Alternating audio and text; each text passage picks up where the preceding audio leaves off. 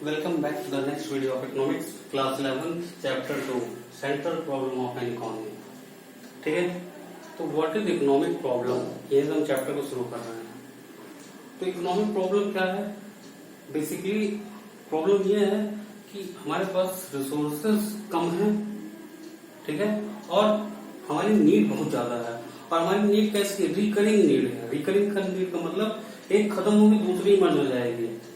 At a point of time पे एक society के सारे लोग को सेटिस्फाई कर पाना बड़ा कठिन है, ठीक है, या इम्पॉसिबल है. कठिन नहीं, इम्पॉसिबल है कि हम सारे ह्यूमन वांट्स को, एक सोसाइटी के सारे लोगों के ह्यूमन वांट्स को at the point of time पे खत्म कर दे. एक नीड खत्म करोगे दूसरी नीड इमर्ज हो जाएगी.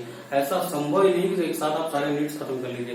तो ये आपकी इकोनॉमिक प्रॉब्लम है. तो बेसिकली प्रॉब्लम क्यों आ रही? चॉइस. ये एक प्रॉब्लम कैसी है? चॉइस की प्रॉब्लम है. क्यों चॉइस की प्रॉब्लम है? मान लीजिए एक सोसाइटी है, उसके पास उन्होंने सब लोगों ने इकट्ठा किया, उनके यहाँ नाली भी टूटी हुई है, सड़कें भी टूटी हुई है, पार्क भी नहीं है, ठीक, स्कूल्स नहीं है, तो सबने पैसा इकट्ठा किया. अब उनकी नीड क्या है? ठीक, उनकी नीड तो बहुत सारी है, इनके पास पैसा कम है, तो वो क्या करेंगे?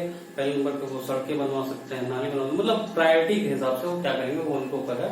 बट एक समय में सारी नीड सेटिस्फाई नहीं कर सकते हैं. तो यहाँ पे क्या आ गया? चॉइस की बात. तो मेन प्रॉब्लम इकोनॉमिक की क्या है? चॉइस. इकोनॉमिक्स में मेन प्रॉब्लम क्या है? चॉइस. ठीक, तो चॉइस इज द प्रॉब्लम. ठीक, अब ये प्रॉब्लम क्यों आती है? प्रॉब्लम ऑफ चॉइस क्यों इमर्ज होती है? Because human wants are unlimited. मैंने बताया हमारी वांट्स कैसी हैं? अनलिमिटेड है. ठीक, और रिकरिंग है. रिकरिंग का मतलब एक के बाद एक आते जाएंगे, ये खत्म होगा दूसरा, ये खत्म होगा तो दूसरा आ जाएगा. हमारी वांट्स रिकरिंग है.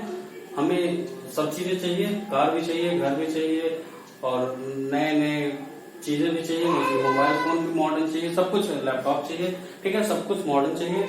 हमारी नीड्स अनलिमिटेड. रिसोर्स, जो रिसोर्स मतलब जिस रिसोर्स से हमारे नीड को सेटिस्फाई किया जाता है, वो रिसोर्स कैसे हैं? ऑब्वियसली कम है. चाहे हम कंट्री की बात कर लें या हम पर्सनल बात कर लें, ठीक है. क्या सारे रिसोर्स जिनसे हमारी नीड्स पूरी हो सकती हैं वो इतनी मात्रा में है कि हमारी सारी नीड पूरी कर सकें? तो इसका आंसर है नहीं, इतनी मात्रा में नहीं है. Supply of the resources is less than the demand of the resources. ठीक है, डिमांड रिसोर्सेज का ज्यादा है, उतनी सप्लाई नहीं है, इसकी वजह से प्रॉब्लम है. और नेक्स्ट है अल्टरनेटिव यूजेस. ठीक, हर चीज का अल्टरनेटिव यूजेस है, हर रिसोर्सेज का अल्टरनेटिव यूजेस है.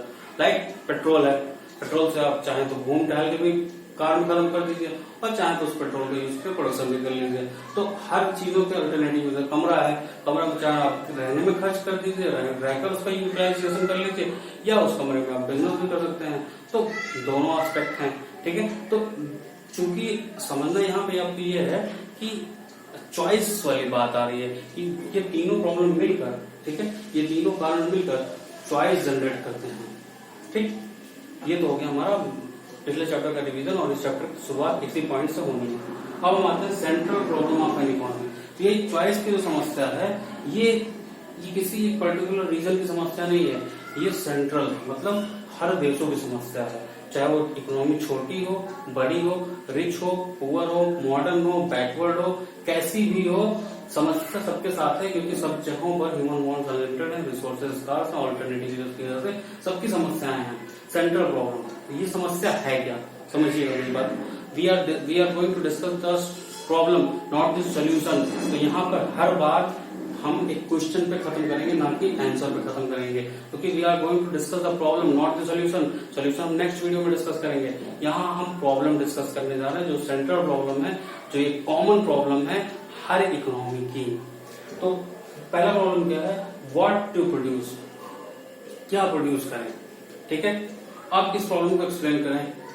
व्हाट टू प्रोड्यूस में भी दो problem, what goods to produce and in what quantity goods to be produced. अब समझिएगा मेरी बात को. एक देश में दो तरह के गुड्स प्रोड्यूस किए जा सकते हैं, या दो तरह के गुड होते हैं. पहला कैपिटल गुड्स, दूसरा कंज्यूमर गुड्स.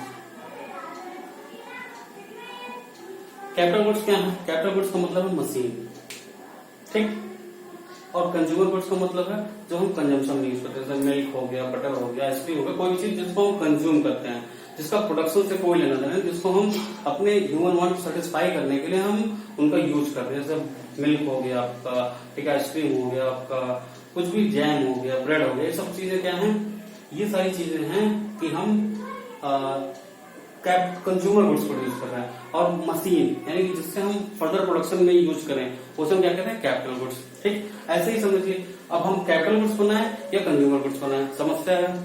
दूसरा, हम वॉर टाइम गुड्स बनाए, मतलब गन बनाए, राइफल बनाए, बम बनाए, या नॉर्मल टाइम गुड्स बनाए, पीस टाइम गुड्स बनाए। जैसे मान लीजिए देश में अशांति है, शांति तो देश में समस्या नहीं है, नॉर्मल पीस है, पीस कंडीशन है, तो उस टाइम हमें बंदूक वगैरह की जरूरत नहीं है, हम उस टाइम बना सकते हैं। हम उस टाइम ब्रेड बटर पे फोकस कर सकते हैं, ब्रेड और राइस पे फोकस कर सकते हैं, मीट पे फोकस कर सकते हैं प्रोडक्शन करने में। वॉर टाइम के लिए लेकिन हमें राइफल चाहिए, हमें गन चाहिए, हमें बम चाहिए। तो कौन सा गुड्स हम प्रोड्यूस करें, कैपिटल गुड्स प्रोड्यूस करें, कंज्यूमर गुड्स प्रोड्यूस करें, वॉर गुड्स प्रोड्यूस करें या पीस गुड्स प्रोड्यूस करें। ठीक, समस्या है। ठीक, क्योंकि रिसोर्सेज स्कार्स हैं, आप दोनों तो कर नहीं सकते कि बहुत ज्यादा मात्रा में करें। अब दूसरा है in what quantity goods to produce. अब मान लीजिए कंट्री का पूरा रिसोर्स यही है। ठीक, ये इतने रिसोर्स आपको कैपिटल गुड्स और कंज्यूमर गुड्स दोनों प्रोड्यूस करने हैं। अगर मान लीजिए मैं पूरा का पूरा एरिया यूज करके कैपिटल गुड्स प्रोड्यूस कर दूं तो कंज्यूमर गुड्स कम हो जाएंगे। ठीक, कैपिटल गुड्स प्रोड्यूस होने से ये तो अच्छा है कि भविष्य में हमारे पास मशीन बहुत होंगे और हम अच्छा प्रोडक्शन कर पाएंगे, यानी कि फ्यूचर तो हमारा ब्राइट है। फ्यूचर में हमें मशीनों की कमी नहीं पड़ेगी, हमारा देश ग्रोथ कर लेगा। लेकिन करंट में हम मशीनें तो नहीं खाएंगे ना, हमें चाहिए कंज्यूमर गुड्स। ठीक, तो हम बहुत ज्यादा अगर consumer goods produce capital goods produce कर लेंगे तो हमारा प्रेजेंट जनरेशन सफर करेगा, फ्यूचर जनरेशन भले एंजॉय करे लेकिन रहेगा नहीं तो एंजॉय कहां से करेगा। दूसरी बात, अगर हम पूरे गुड्स का पूरे रिसोर्सेज का यूज करके और सिर्फ कंज्यूमर गुड बना दें, पूरे रिसोर्स पे यूज करके हम कंज्यूमर गुड्स बना दें, मतलब हर एरिया ऑफ प्रोडक्शन में हम सिर्फ कंज्यूमर गुड्स बना रहे हैं पूरे देश में। ठीक, चाहे वो नेस्ले हो, मैगी बना दी, वो भी कंज्यूमर गुड्स, टाटा है वो भी कंज्यूमर गुड्स बनाए, आयसर है वो भी कंज्यूमर गुड्स बनाए। ठीक है, कोई भी कंपनी वो सब कंज्यूमर गुड्स में लग जाए, सारे रिसोर्सेज को हम पुट करते हैं कि कब कंज्यूमर गुड्स बनाएंगे। इससे बहुत सारा कंज्यूमर गुड्स हो जाएगा। इससे क्या होगा, कंज्यूमर के पास वाइड रेंज ऑफ चॉइस हो जाएगी। कंज्यूमर बहुत सारा, उसके पास एक अच्छा खासा रेंज हो गया कि वो क्या खाए, बहुत बड़ा रेंज होगा, उसके लिए उसकी सोवरेनिटी बढ़ गई। लेकिन ये सोचो, आज तो कंज्यूमर सोवरेन है, लेकिन धीरे धीरे जब ये मशीनें खराब होंगी, आप तो मशीन बना नहीं रहे हैं, तो प्रेजेंट जनरेशन तो एंजॉय कर लेगा लेकिन फ्यूचर जनरेशन के पास मशीनें नहीं होंगी। तो व्हाट टू प्रोड्यूस की समस्या क्या है, कैपिटल गुड्स प्रोड्यूस करें या कंज्यूमर गुड्स प्रोड्यूस करें, वॉर गुड्स प्रोड्यूस करें या पीस गुड्स प्रोड्यूस करें, पहली समस्या उसमें।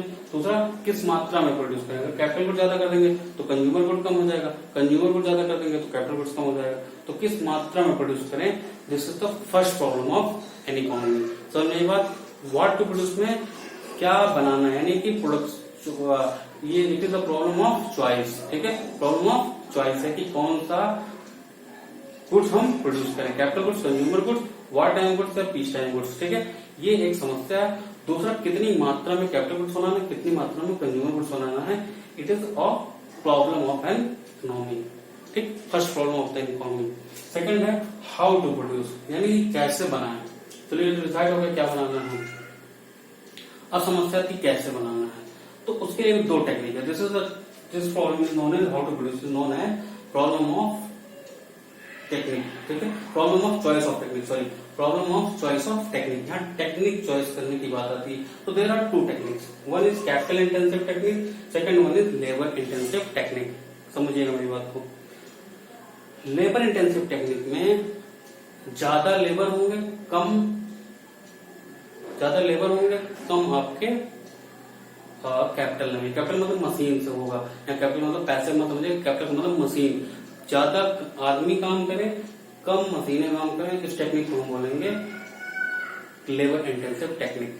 कैपिटल इंटेंसिव टेक्निक क्या होगा, जहां पर कैपिटल यानी मशीनें ज्यादा हों और आदमी कम काम करे। अब समझिएगा इसको, इस एग्जाम्पल को समझिएगा। अगर मान लीजिए कि कुछ 10 लोग हैं, उनको एक जगह से दूसरे जगह जाना है, तो उनके पास दो ऑप्शन है, या तो वो रिक्शा कर लें, रिक्शा पुलर वाला रिक्शा जिसमें एक एक आदमी एक रिक्शा चलाता है। ठीक, तो यहाँ पर हम क्या करेंगे, मान लीजिए हमारे पास दो ऑप्शन है, या तो हम एक ऑटो कर लें तो एक ऑटो में 200 लोग चले जाएंगे। ठीक है, लेकिन यहाँ पर क्या होगा, एक आदमी काम पाया।